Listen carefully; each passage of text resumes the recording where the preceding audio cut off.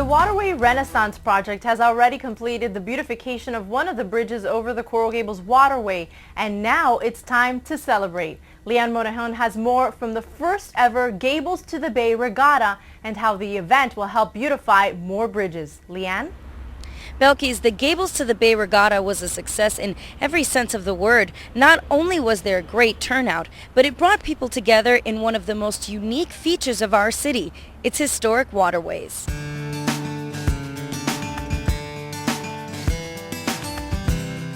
The bridge at US 1 and Riviera Drive got a little extra attention recently as residents and guests gathered for the first ever Gables to the Bay Regatta. Kayakers, boaters, and stand-up paddleboarders all came together to share in the excitement. Even some of the participants' pets got in on the fun. The Gables to the Bay Regatta took place because of a very special cause, helping to fundraise for the Waterway Renaissance Project. Well, this Waterway Renaissance Project is all about us. It's about the people in this community coming together with the city and the public sector to improve our waterways, to make them healthier and even more beautiful than they are now, and to make them safe and clean and open for the kind of enjoyment that we're seeing here. 5, 4, 3, 2, 1, go! The Gables to the Bay Regatta is a scenic and challenging low-impact paddle race through the waterways of Coral Gables through Biscayne Bay with a grand finish in Coconut Grove. The route took 121 racers through the waterway and down to the bridge near the Coco Plum Circle, where onlookers and family members could catch a glimpse of paddlers and show their support. After that, it was out to the open water for a grand finale at Shake-a-Leg Miami in Coconut Grove. Third place, women's paddleboard coming through. $250. President of Shake-a-Leg Miami, Harry Horgan, explains the importance of an event like this one. It's really exciting because the water is underutilized, and the more people that know how accessible it is and how fun it is and how healthy it is to be on the water, and this is a good example. Once all the racing was done and everyone was out of the water, the results of the race were in, and the winners were announced. Coming out on top for the women's stand-up paddleboard race was Helga Goebel. For the men, it was Packett Casey. Each winner received $1,000 and the coveted Battle of the Bridges Cup. The winners were on hand to tell us how they felt after their big wins. I feel good. It's always good to be on the top. Yeah. So no, it was a hard paddle.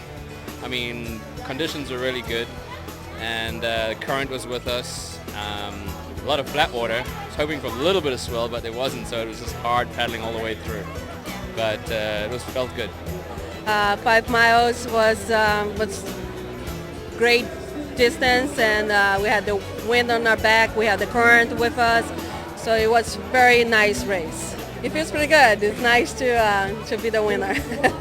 Participants left with a greater appreciation for the waterways of Coral Gables and all the fun they have to offer. Well, there's magical powers within the water, as we saw today with all the paddling.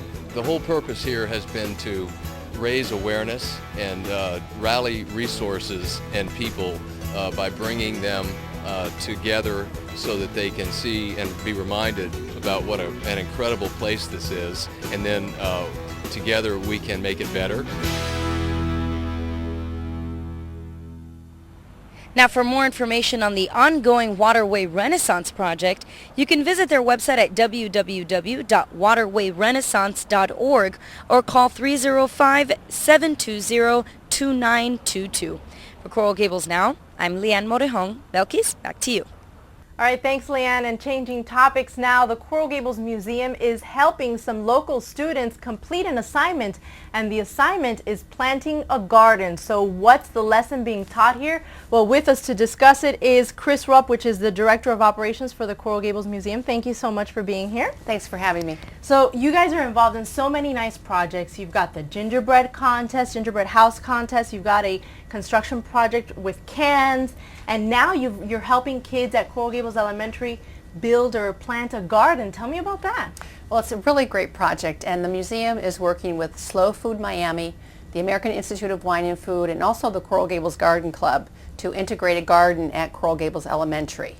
The lesson that we're trying to teach the kids is basically where their food comes from, that they can grow their own food and take it home and prepare healthy dishes rather than eating something out of a box or from a plastic container.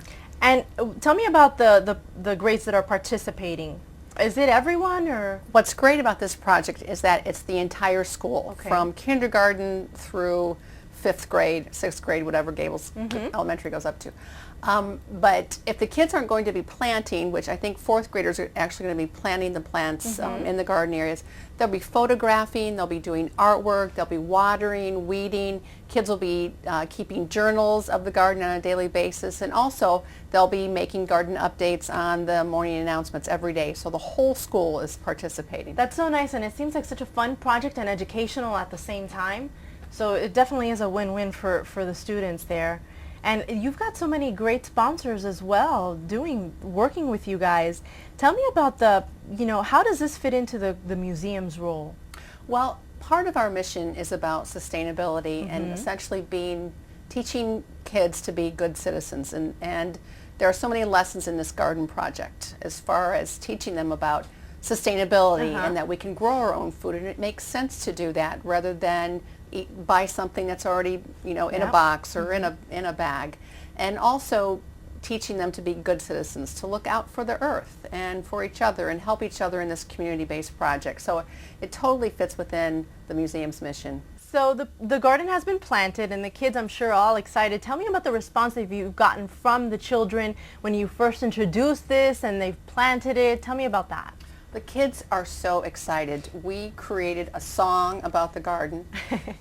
We did an initial assembly at the school where I held up all sorts of fruits and vegetables, and they identified them, and they were so excited about actually being able to grow these things at school. So every day is an adventure for them because they see the plants inching up and growing, and they're all involved through the projects that I mentioned. So also the teachers are really excited too because it's lessons that they can teach in math, and science, and the environment, ecology, art. So even again, English, absolutely, to write about it. Absolutely. Now tell me what you're growing. Because let me tell you, I don't have a green thumb, and I think that's very difficult. So these kids, they really deserve a medal or something. They're doing a great job, and we're growing a variety of things: tomatoes, peppers, also about 20 varieties of herbs, beets, carrots, corn, beans, greens, varieties of lettuce. I mean, it's really taking shape. It's going to be just beautiful. So what happens to that once you grow it, when you harvest it, what happens to those vegetables? Well, we've got some really great programs coming up for the kids.